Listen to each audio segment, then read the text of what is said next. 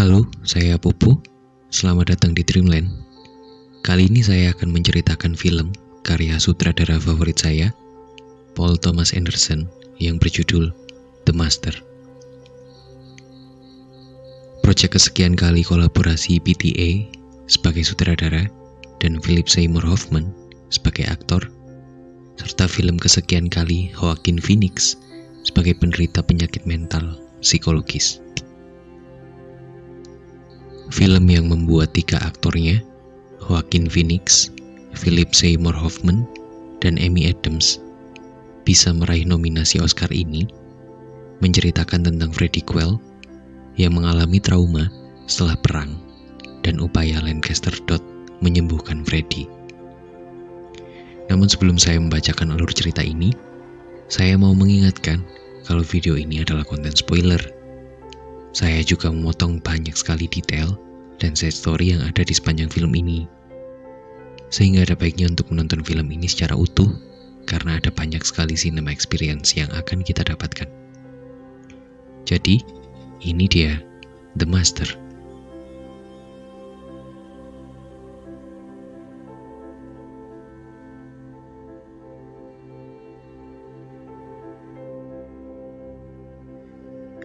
Freddie sedang menikmati kehidupannya di sebuah pulau.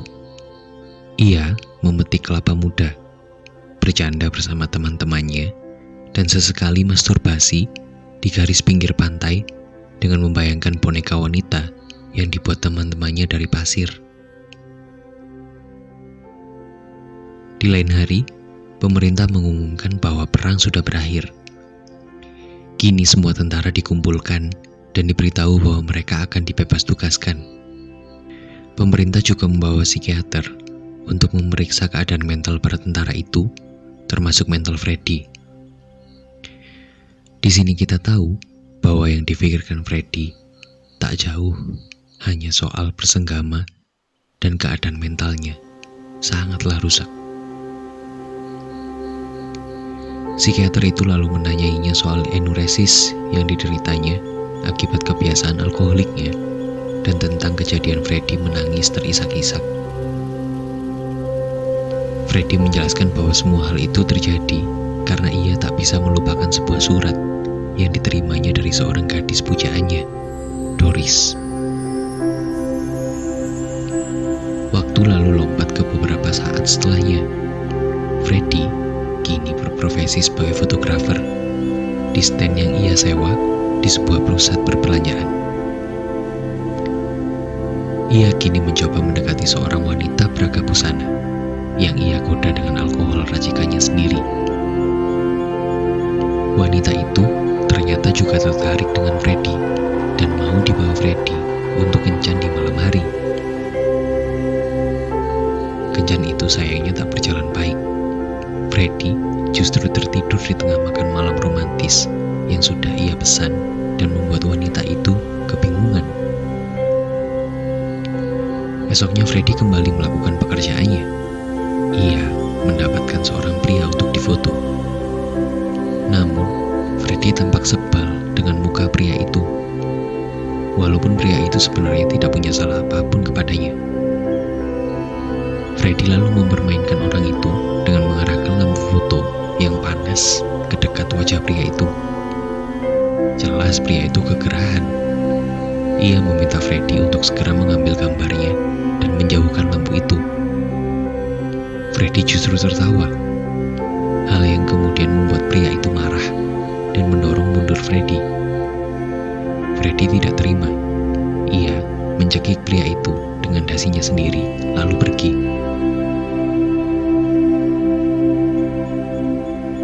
Freddie lalu berpindah tempat tinggal. Ia kini hidup di desa dengan menjadi petani kubis sambil membuat minuman alkoholnya. Orang-orang ternyata menyukai minuman Freddie. Freddie membagikan minumannya kepada semua orang yang meminta gelasnya diisi. Lalu ada Frank, seorang kakek tua, berada di bar yang sama dengan Freddie.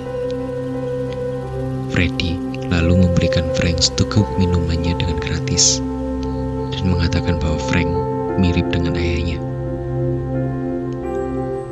Frank kemudian jatuh sakit. Orang-orang menuduh Freddy telah meracuninya. Freddy membela diri dengan mengatakan bahwa semua minuman yang diberikannya sama ke setiap orang, termasuk Frank. Namun orang-orang tidak percaya. Mereka lalu ingin memukuli Freddy sebelum Freddy berlari kabur. Dengan mengendap-endap, Freddy lalu menaiki kapal mewah dan pergi dari desa itu. Paginya, Freddy bangun di sebuah kamar. Ia tak ingat apapun yang dialaminya hingga kini berada di kapal itu. Seorang pelayan membangunkannya dan mengajaknya menemui komandan kapal. Di ruangannya, Komandan Lancaster Dodd bercerita bahwa semalam Freddy diketahui menyelinap dan dalam keadaan mabuk membuat kekacauan. Dalam mabuknya, Freddy juga meracau meminta pekerjaan kepada Dodd. Dodd yang merasa kasihan melihat Freddy yang sangat tidak terkendali itu membuatnya mengizinkan Freddy untuk tinggal semalam itu. Dodd lalu menawarkan hal lain, yaitu apabila Freddy bisa membuat minuman seperti yang ditemukan Dodd dalam botol Freddy, Freddy akan dibiarkan tinggal di kapal itu. Freddy tentu senang dengan kesepakatan itu. Mereka berdua setuju. Dodd lalu memperkenalkan dirinya, yang adalah dokter, filosofer, dan pemimpin kultus terkenal bernama Scientology yang kapalnya sedang Freddy naiki. Dodd benar-benar figur imam yang berkarisma. Ia menikahkan sendiri putrinya, dan dalam pesta pernikahan itu, pidatonya sangatlah luar biasa. Apalagi Peggy, istri Dodd, menjelaskan bahwa suaminya adalah pria yang sangat terhormat. Bahkan Dodd berkeputusan untuk tinggal di kapal dan terus menyusuri lautan, hanya agar ia tak mendapatkan gangguan yang bisa menghambatnya melakukan penelitian. Freddy tampak tak terlalu memahami itu, namun jelas Freddy semakin segan kepada Dodd. Di sebuah malam, dilakukanlah satu sesi yang membuat Freddy bingung. Ia menyaksikan seorang wanita yang bercerita tentang masa kecilnya sebagai seorang bayi yang masih dalam kandungan ibunya. Bagi Freddy itu jelas tak masuk akal. Namun Peggy meyakinkannya bahwa manusia bisa mengingat apapun sejak ia mulai dikatakan hidup. Malamnya, Freddy membuatkan ramuan minumannya kepada Dodd. Dodd sangat menyukai minuman itu. Dodd bilang bahwa minuman Freddy membantunya keluar dari stresnya dalam menulis dan melakukan penelitian. Dodd lalu memberikan tawaran baru kepada Freddy, yaitu sebuah terapi gratis untuk kesembuhan mental Freddy. Freddy ternyata setuju. Sejak hari itu, Dodd adalah terapis sekaligus guru bagi Freddy. Mereka langsung melakukan sesi pertama terapi di malam itu. Freddy hanya diminta menjawab pertanyaan Dodd dengan sejujur mungkin. Sesi itu dijalani Freddy dengan senang dan tak ada beban. Freddy bahkan meminta Dodd melakukan terapi lagi setelah ia selesai dengan yang pertama. Dodd pun setuju. Kini, sesi kedua pun dijalankan. Syarat ditambahkan, yaitu Freddy tak boleh berkedip saat menjawab pertanyaan Dodd. Freddy pun mengiyakan. Sesi kedua pun dijalankan. Freddy terlihat sangat emosional di sesi kali ini. Ia menjawab semua pertanyaan Dodd yang kali ini lebih dalam, mengulik tentang dirinya. Sayangnya ia berkedip. Itu artinya sesi akan diulang lagi dari awal. Freddy lalu menampar pipinya sendiri dengan sangat kesal. Sesi pun diulang. Freddy sangat-sangat emosional di sesi ini. Freddy mengaku ia telah membunuh banyak orang Jepang selama perang. Ia juga pernah berhubungan badan dengan sengaja membunuh Frank karena minumannya. Freddy juga mengakui ayahnya mati karena terlalu banyak minum, sementara ibunya berada di rumah sakit jiwa karena gila. Freddy kemudian menangis ketika Dot menanyainya tentang Doris. Freddy bilang ia sangat mencintai Doris. Namun tak tahu kenapa Freddy tak pernah kembali menemui Doris. Di ingatan Freddy pernah mendatangi Doris di rumah keluarga Doris selepas ia bertugas. Doris pun menyambutnya dengan pelukan dan ciuman. Dot memintanya terus bercerita soal Doris. Freddy lalu bilang bahwa ia tak lama menemui Doris karena ternyata ia harus pergi lagi untuk bertugas. Dan itu adalah akhir dari sesi terapi itu.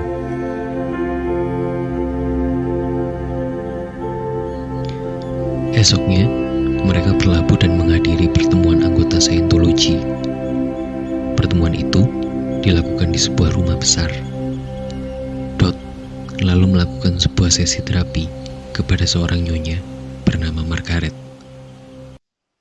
Sesi yang dilakukannya adalah kembali ke masa lalu.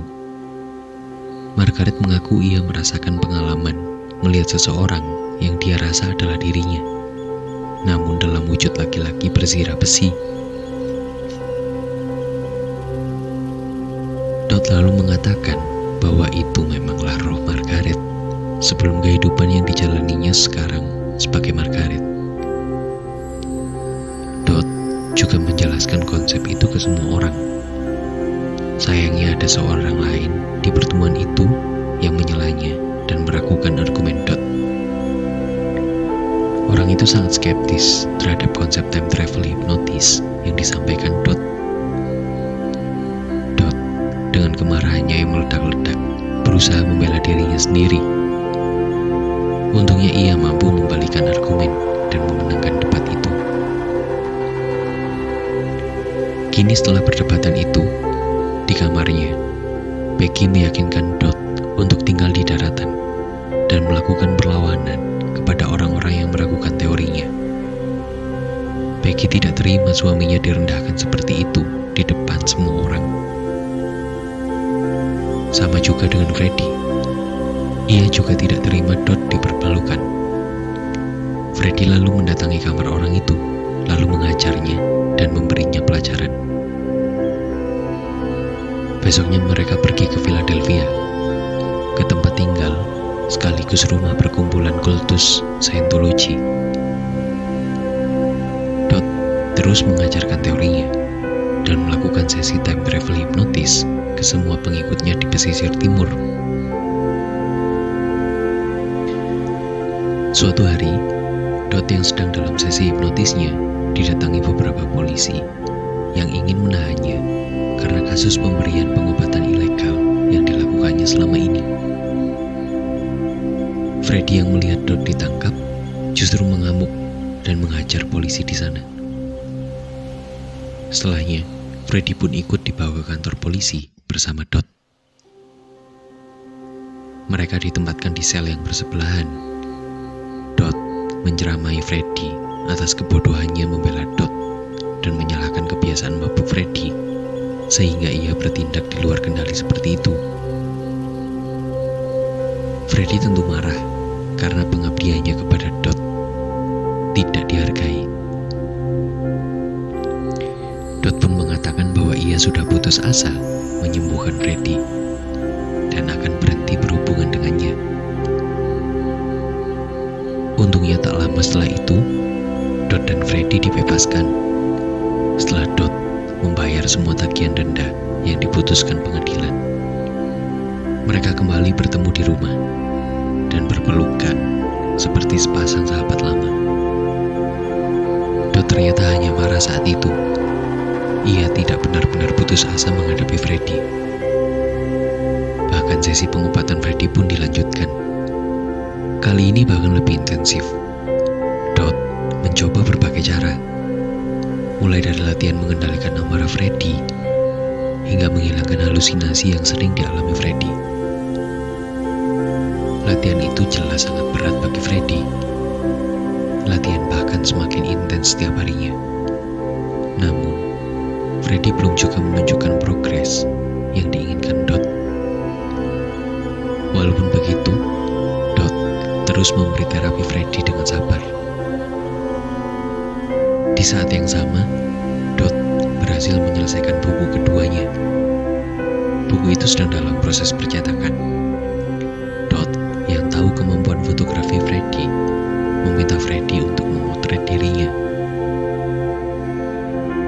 Freddy yang keadaannya makin membaik pun dengan senang hati memotret Dot. Hasil fotonya pun diperbanyak dan menjadi sampul di buku terbaru Dot itu. Buku kini telah selesai dicetak. Dot selanjutnya melakukan peluncuran bukunya itu.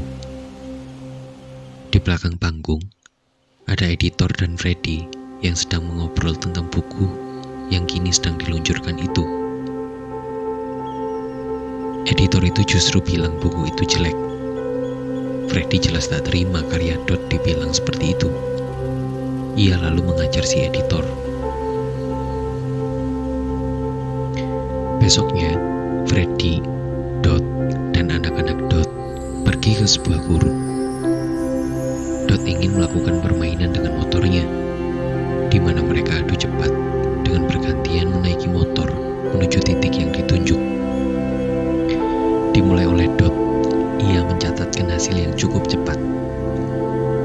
Lalu giliran Freddy. Freddy pun mengendari motor itu. Dot yang melihatnya dari jauh sudah yakin bahwa ia kalah, sebab Freddy lebih cepat darinya. Tapi anehnya, setelah titik yang dituju, Freddy tidak juga berhenti. Makin lama, Freddy makin tak terlihat lagi dari pengamatan Dot. Dan sejak saat itu, mereka berpisah.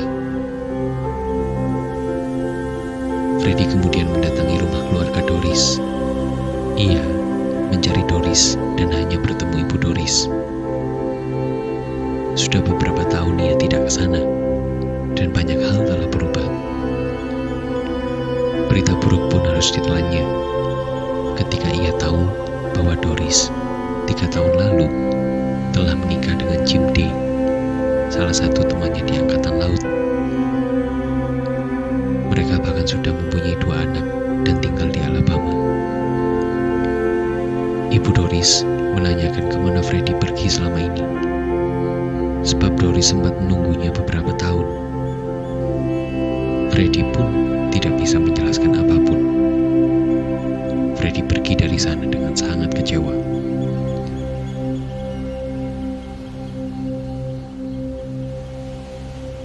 Di sebuah bioskop, dalam pelariannya dari kesedihan itu, Freddy tampak tengah tertidur sambil menonton film. Freddy kemudian mendapat telepon dari Dot yang memintanya datang ke Inggris dan berjanji bahwa Dot bisa menyembuhkannya. Freddy pun langsung berlayar ke Inggris. Ia datang ke sekolah Dot yang baru. Ia sampai di ruangan Dot dan agak canggung untuk menemui Dot. Mereka pun berpelukan setelah sekian lama tidak bertemu. Freddy yang kini sudah lepas dari alkohol membuat Dot dan Becky senang. Namun, Freddy terlihat sangat pucat. Mereka akhirnya mengerti bahwa justru dengan kewarasan yang kini dimiliki Freddy membuat badannya sakit. Fakta itu membuat Dot dan Becky mengerti bahwa Freddy sama sekali tidak cocok dengan kewarasan. Dot akhirnya mengerti bahwa ia tidak bisa mempengaruhi Freddy sedikit pun.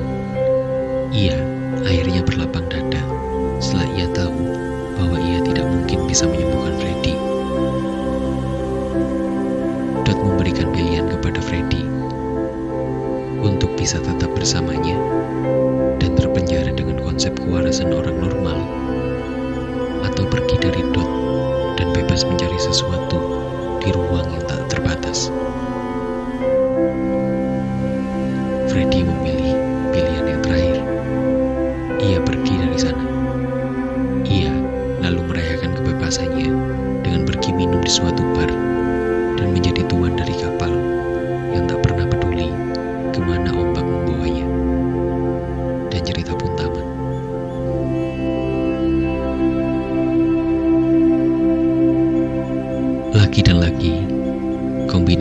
absurd Paul Thomas Anderson dan Philip Seymour Hoffman selalu menjadi basis yang sangat susah dikalahkan.